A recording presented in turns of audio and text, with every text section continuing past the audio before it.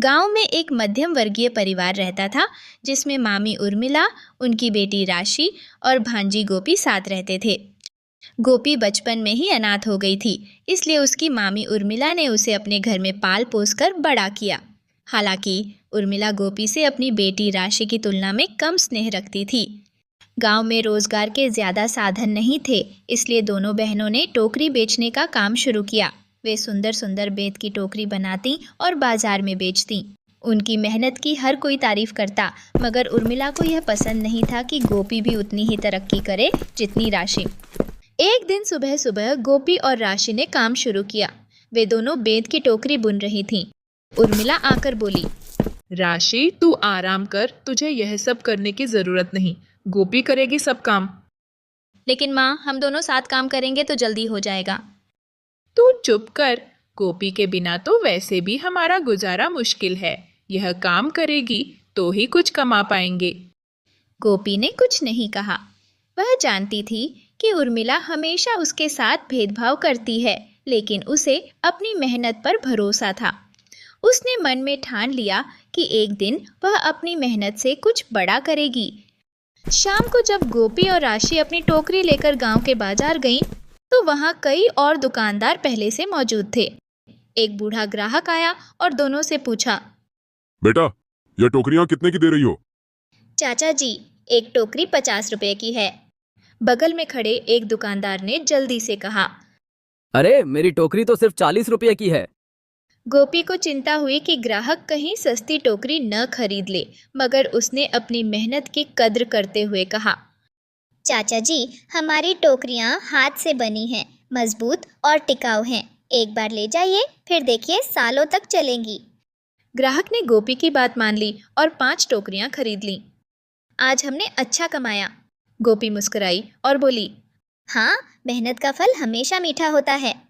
अगले दिन जब वे फिर बाजार गईं तो बारिश हो गई। सारी टोकरियां भीग गईं और उनका सामान खराब हो गया। वे दोनों निराश थीं, लेकिन हार मानने वाली नहीं थीं। राशि ने कहा, अब क्या करें गोपी, हमारी सारी मेहनत बेकार चली गई। गोपी ने हिम्मत नहीं हारी। उसने कहा, कोई बात नहीं, हम और मेहनत करेंगे और इससे भी अच्छी टोकरियां बनाएंगे। जब वे घर लौटी तो उर्मिला को गुस्सा आ गया। तुम दोनों निकम्मी हो, सारा सामान बर्बाद कर दिया। अब खाने के लिए भी पैसे नहीं हैं। गोपी ने आंसू रोकते हुए कहा, मामी जी, हम फिर से बनाएंगे, कल से और ज्यादा मेहनत करेंगे। गोपी को एक नई तरकीब सूझी। वह बोली, राशि बेन, क्यों ना हम गांव के अन्य महिलाओं को भी टोकरी बनाना सिखाएं।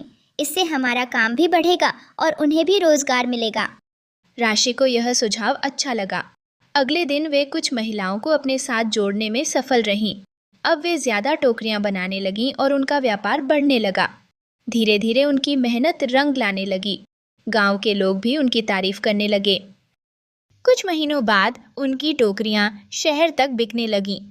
एक दिन शहर के एक व्यापारी ने उनकी टोकरियां देखी और कहा, तुम लोग इतनी अच्छी टोकरी बनाते हो, क्यों न मैं इन्हें अपने स्टोर में बेचूं? गोपी और राशि खुशी से उछल पड़ी। सच में, यह तो बहुत अच्छा होगा। व्यापारी ने उनसे सैकड़ों टोकरियां खरीद लीं और उनके व्यापार को नया मुकाम मिला। अब उर्मिला को भी एहसास हुआ कि मेहनत का कोई विकल्प नहीं। वह गोपी के पास आई और शर्मिंदा होकर बोली, बेटा, मुझे माफ कर दो। मैंने तुम्हारे साथ हमेशा गलत किया, मगर आज तुमने अपनी मेहनत से यह मुकाम हासिल किया है। मामी जी, आपकी डांट ने ही मुझे मजबूत बनाया है। चलिए, अब हम सब साथ काम करेंगे। उर्मिला की आंखों में आंसू आ गए। अब उनका व्यापार और बढ़ा और धीरे धीरे गोपी और राशि ने गांव की हर महिला को रोजगार देने में सफलता पाई। तो दोस्तों, कैसी लगी आपको ये कहानी? कमेंट करके जरूर बताएं। अगर आपको यह वीडियो पसंद आई हो तो इसे एक लाइक जरूर करें और हमारे चैनल को सब्सक्राइब करें। आपका धन्यवाद।